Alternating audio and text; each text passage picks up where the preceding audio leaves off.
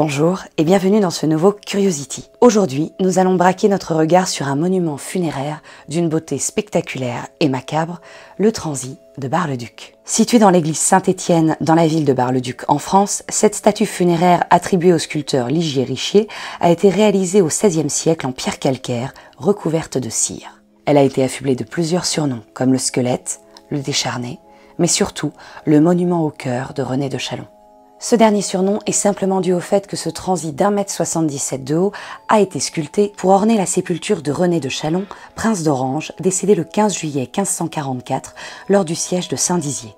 Cette statue funéraire diffère de ses semblables de par sa position debout, dans un mouvement davantage proche des vivants que des morts. La capacité de cette œuvre à sortir du lot lui a offert une existence mouvementée au cours des siècles. Une légende, que l'on sait aujourd'hui fausse, raconte que René de Chalon aurait demandé sur son lit de mort à ce que son transit le représente 3 ans après sa mort. Or, cette statue est une commande de François Ier de Lorraine, le beau-frère du prince d'Orange, qui fera placer le cœur momifié de René dans un réceptacle d'or et de vermeil dans la main gauche du transit. Elle est initialement installée dans l'ancienne collégiale Saint-Max du château des Ducs de Bar. Au fil de l'histoire de France, l'œuvre est plusieurs fois détériorée.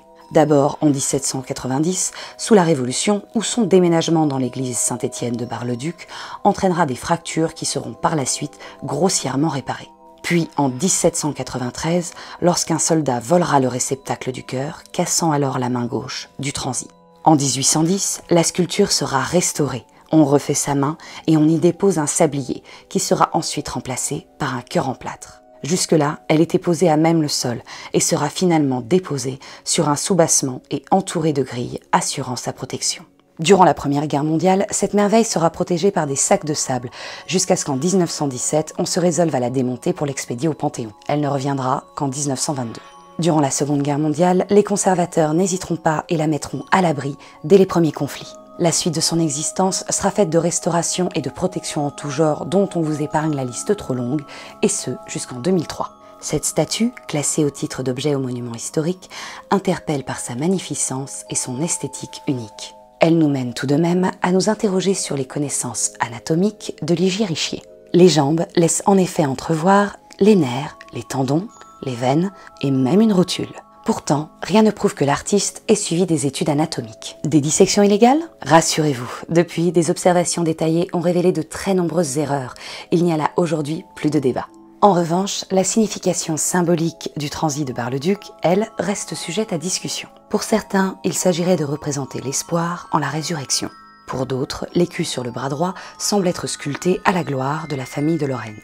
Et d'autres encore pensent que la posture debout évoquerait la supériorité de l'esprit sur le corps. Et certains spécialistes ésotériques affirment qu'une épée aurait dû remplacer le cœur et que cette posture est celle d'un compagnon maçonnique à l'ordre. Cette dernière théorie est fondée sur une profonde méconnaissance de la franc-maçonnerie et sur le besoin irascible et paranoïaque de voir le compas et l'équerre absolument partout. Parce que si l'argument c'est la posture et l'épée, lui c'est un franc-maçon, lui aussi, lui n'en parlons pas, et là c'est une putain de réunion franc-maçonnique ma gueule. Cette œuvre a été copiée 2 fois. Ces répliques peuvent être admirées au palais de Chaillot, ainsi que sur la tombe du dramaturge Henri Bataille. Ce transit a inspiré plusieurs artistes tels que Louis des Masures qui en écrira un disant. Le cœur d'un prince a repos en ce lieu, ô viateur, qui d'amour souveraine, en son vivant aima le Seigneur Dieu. Charles César et Anne de Lorraine, à Dieu rendit l'âme pure et sereine. Qui de sa main le fit et composa, la vie à mort pour César exposa, le cœur surpris de mortelle aventure, en ce lieu propre où Anne il espousa, pour son confort est mis en sépulture. Ou encore Louis Aragon dans Le Crève-Cœur, Simone de Beauvoir dans Tout compte fait, ou encore Maurice Barrès dans Mes cahiers. Et de façon plus originale, Mylène Farmer semble lui faire honneur. D'abord dans son clip Redonne-moi, puis lors de sa tournée Tour 2009, où son décor est composé de 2 statues géantes inspirées du transit. Elle proposera même des miniatures de la statue dans la version luxe du DVD de sa tournée.